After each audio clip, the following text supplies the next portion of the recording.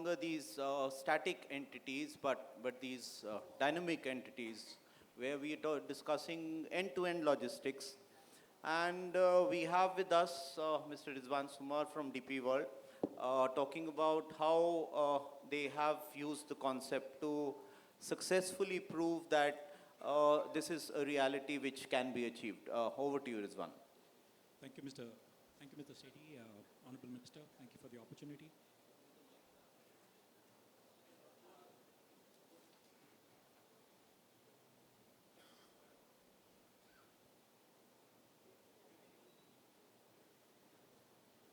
Can you hear me? Yeah. So thank you very much, Mr. Sethi, for the opportunity, Honorable Minister. So I will talk about Dubai simply because we call Dubai ports. So one case study that I could actually share with you in terms of how we've created a port ecosystem, right, which actually enables logistics and ports to actually make industry more successful, make the importer, the exporter, the consignor.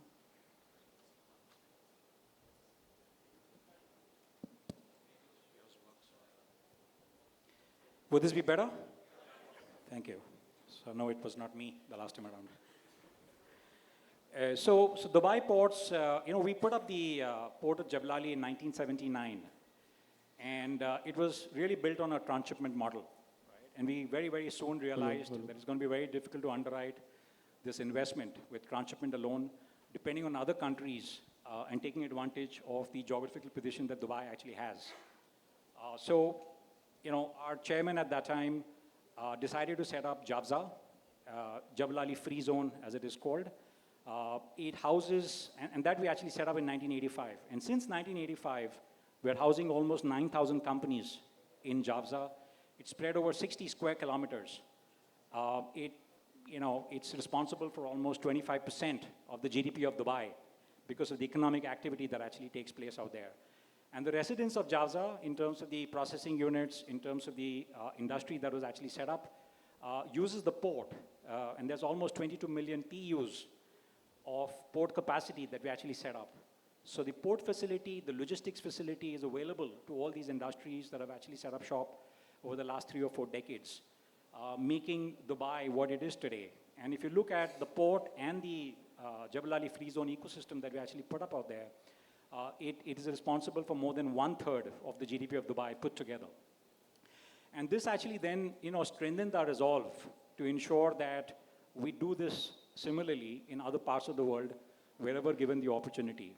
And we were very lucky that with the Ministry of Shipping and the JNPA port, we actually set up our first free zone in India, in the 5 kilometers from the Nhava Sheva port, on the port land as a long-term concession. It's 2 million square feet of warehousing space that will actually house more than 500 companies, right? And of course, the way it is actually moving, we're very, very confident that we will actually hit capacity very, very soon. And similar models are actually being planned all over India in that sense. So wherever there is a port, put up a ecosystem which actually houses logistics facilities, houses warehouses, to ensure that industry is allowed to be close to the port and avail of the port services per se, right? And I'll give you one more example, Mr. Sethi, if I have just a minute more. If you look at the Dubai port ecosystem that we've actually created, right? Just take food and beverages as one industry, right? Almost, you could say, 85% of what GCC and Dubai actually consumes in terms of food and beverage is imported, right? And through Dubai, we actually reach not just the Dubai residents and the UAE residents, but also the other GCC countries, 1 to 2 days after landing in the port, per se, right? By locating this port ecosystem out here, we actually enable Dubai residents to actually make use of the fact that this import is even possible, and this distribution to the various GCC countries is even possible, reducing lead times by almost 50%. So Dubai is actually touted as the #1 food security, country or locale in the Middle East in that sense. And we're trying to do something similar out here, where we're trying to actually build the food security corridor, where the GCC as well as Dubai source more from India.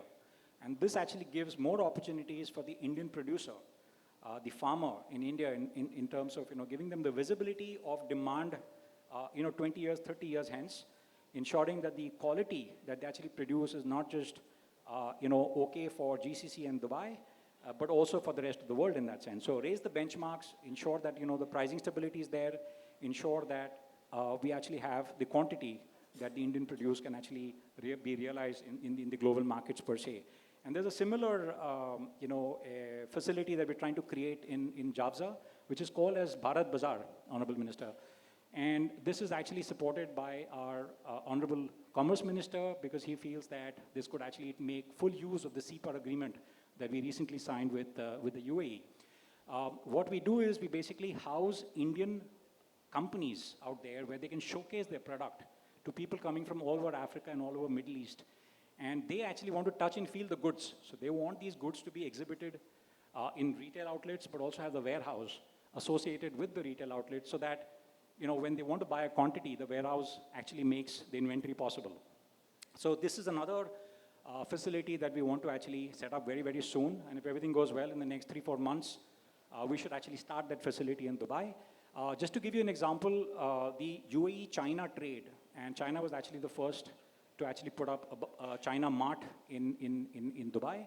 Almost 10% of all Chinese UAE trade is actually going through this particular mart.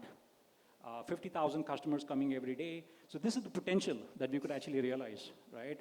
If you look at the China-Africa trade, it's $160 billion. If you look at the India-Africa trade, it's 1/3 of it, and we are closer to Africa. So we are actually a gateway for Indian produce in Dubai, to make sure that, the African demand is actually met with. Thank you very much.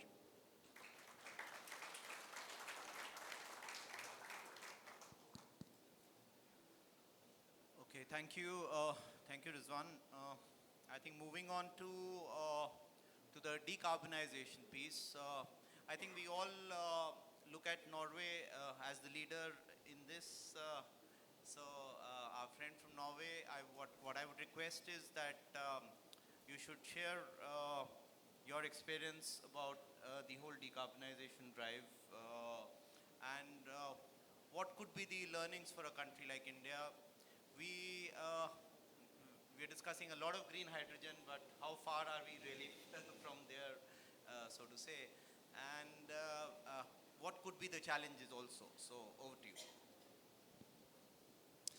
Minister, distinguished guests, ladies and gentlemen, let me start to express my gratitude to the Ministry of Ports, Shipping and Waterways for the honor of being part of this panel today. Today I'm Director General of the Norwegian Maritime Authority, but I'm also a former Minister for Transport and a former Minister for Environment and Climate Change. And to be honest with you, it's much the same job to being Minister of Transport and Minister of Climate Change today. Because we know that the world fleet, we have to change. We have to build new ships that must be low and zero emission ships. And of course that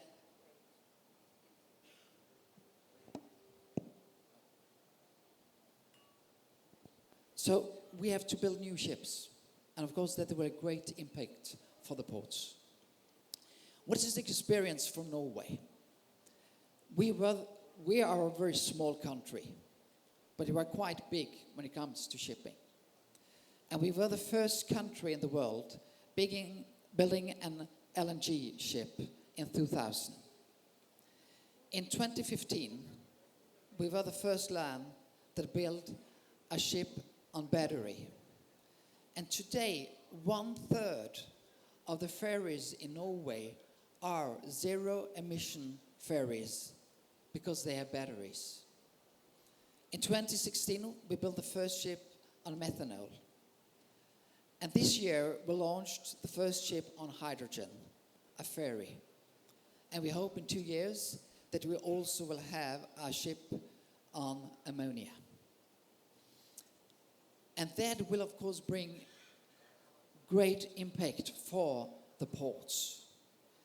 And what are we doing? I think onshore power is really crucial for the ports.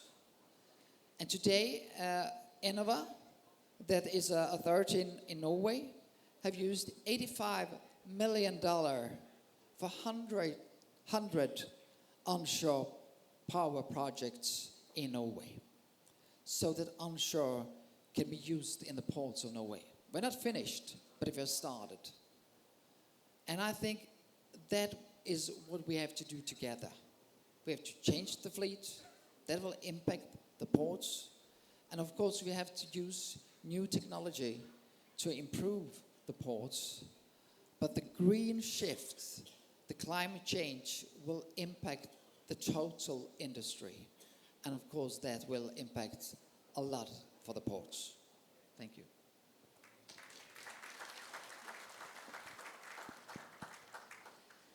Thank you very much. Sir, with your permission, if I can request you to make a few remarks, sir. Because the Honorable Minister will let the others speak, sir? अच्छा, मेरे को लगा आपको थोड़ा right, sir. All right, sir. That's nice, sir. Thank you very much, sir. So moving on to the next speaker, I think we haven't touched the digitization piece yet. I think we have Dhruv Kotak here, who has been associated also with the National Logistics Portal Marine. When we say technology, we are discussing innovation, but technology could be used for greening, technology is used for the efficiency part, technology is being used for everything. So let me request Mr. Dhruv Kotak to share his thoughts on this vertical. Thank you, sir. I think just one comment before we begin. I think we've got three superstars in one room.